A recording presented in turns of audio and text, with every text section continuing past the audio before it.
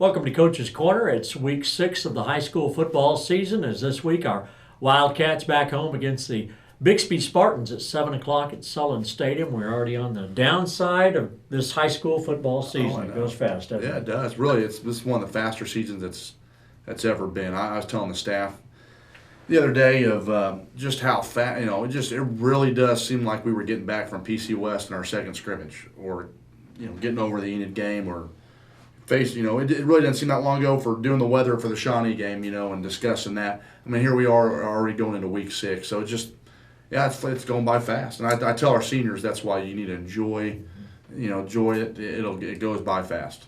It's already the third week of the district season, Coach, and another big district game coming up this week. Absolutely, yeah. Bixby Spartans, defending state title, defending state champs. Got most of their guys returning on the offensive side, and they're good. They're good. So we got a big test this week. Well, they are good, and we could probably just do a show and record it each week because. When you look what has happened in our district with Muskogee, the way they played against your kids, and Bartlesville beating Bixby now, and Sand Springs playing well. This is a tough district just to win a game in, isn't it? Yeah, no doubt. Everybody has become better. The head coaches are good in this district, and everybody has improved their program every single year, including ourselves. We're honestly better than. In some areas now, and in most areas we're a better football team than we have been in the past. But still it's sometimes not good enough to get the win, like you said. There's just good teams in this district. Well, I think Muskogee showed that not only are they good now, but most of their kids are juniors and sophomores. They may be a future team to beat. But 7-7 ball game, and all of a sudden you look up and. Speed kills, and it certainly contributed to several of their second quarter touchdowns. Yeah, it does. No, speed does kill, and that's what the last couple of weeks. That's what we were. That was probably our deciding factor. Just the team was a little faster, and we were in certain positions in certain areas, and that was hard to overcome. But at the same time, we gave up. We made a couple mistakes, big plays in the secondary that that hurt us. And then on offense, didn't execute several times in the red zone. That was the story. I think we should have scored at least another touchdown somewhere in that game early on, and then I don't think we should have allowed some of the 2 passes that they scored on. So that's 21 points right there. I think in my mind where things could have been a little different if we just played better. So. But we didn't do that, and that's the story of it. But the score and stuff, the game was much closer than it really was out there. Now, without being a Monday morning quarterback, I think we had 7 red zone opportunities and came away with 14 points out of that. And Muskogee, conversely, they hit a big play, Coach, right before the end of the first half, and I thought that really swung the game around. Yes, I mean right before, close to halftime, and that was a momentum. Kind of a gut punch going in. Game was close, right, 14-7 throughout most of the first half, and then you allow that big play right before half, and that was a big momentum swing going into halftime, but what we drove down, like I said, we missed execute on a few things.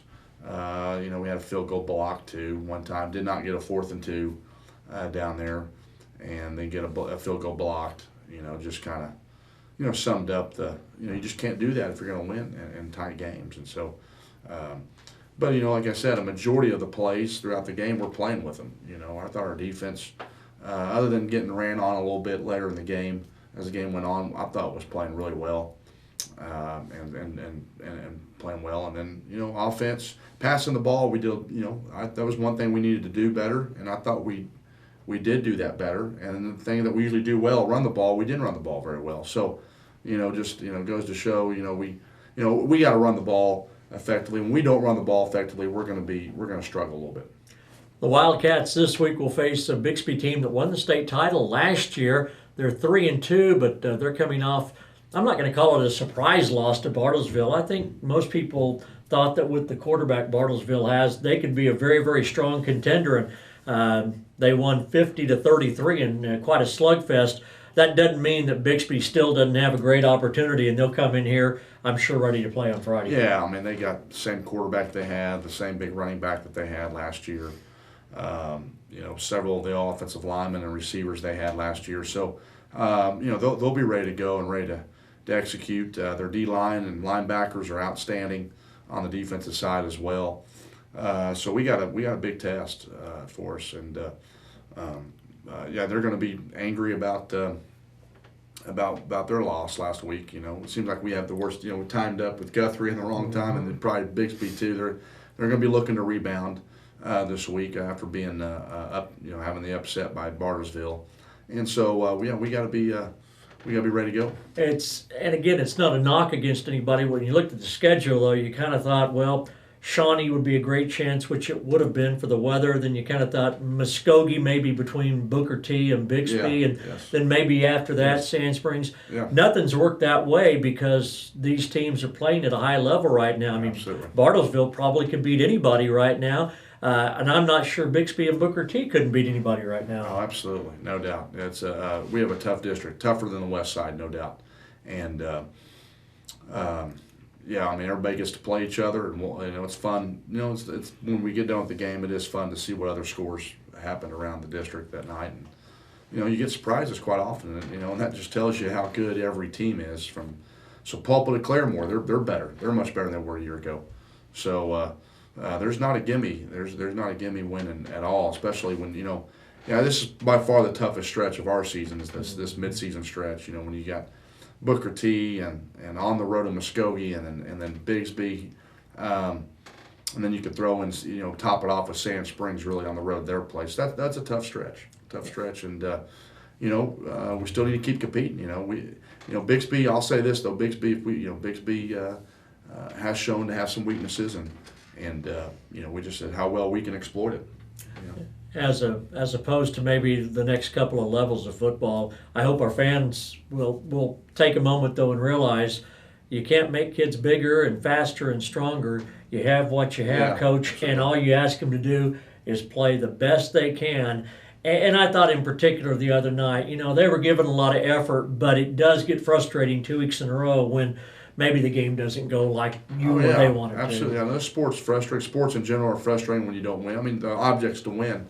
And, that's what we expect and push the guys. And that's one of the things football teaches is competitiveness and wanting to win. Like I said, it prepares guys probably the best for the real business world or capitalism, just to be the winner, be the best. And that's part of Americans. I always think America's ideals, but everybody loves winners. But at the same time, there's you can't win them all. And you learn lessons when you lose. And, our guys got to keep showing up, keep fighting. I'm going to tell them today there's a lot of stories. I've been around a lot of coaching stories of teams that had great second half of the seasons. I coached my head coach at Springdale. He coached in a little town of Mountain Home, Arkansas. They were usually, a little inferior in talent and stuff than most opponents, and he didn't always win. But he started off a season with 0-5 and won his last 5 regular season games and made it to the state finals. So in 2006. Now look at Cushing last year. They had a great story. I think they were 1-5, 1-4, something like that.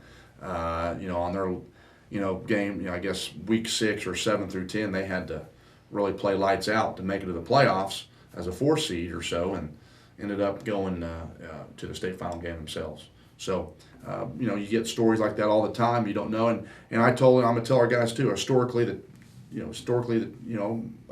teams the last several years, my teams the last several years, we've never done a downward descent. We've always been a downward. It's always ascended through the season. So if this history proves itself, we're going to continue to fight and get better, and hopefully give ourselves a chance. Last year was a good example. We started the descent back up, and when the season finished, I'm sure a lot of those coaches would have said, well, I'm glad to play Ponca City again. So hopefully that'll be the same way it goes. Absolutely. Coach, appreciate it. We'll look forward Friday night, Ponca City and Bixby at 7 o'clock at Sullivan Stadium. For Chris Adams behind the camera, for Coach Allen, I'm Phil Turney.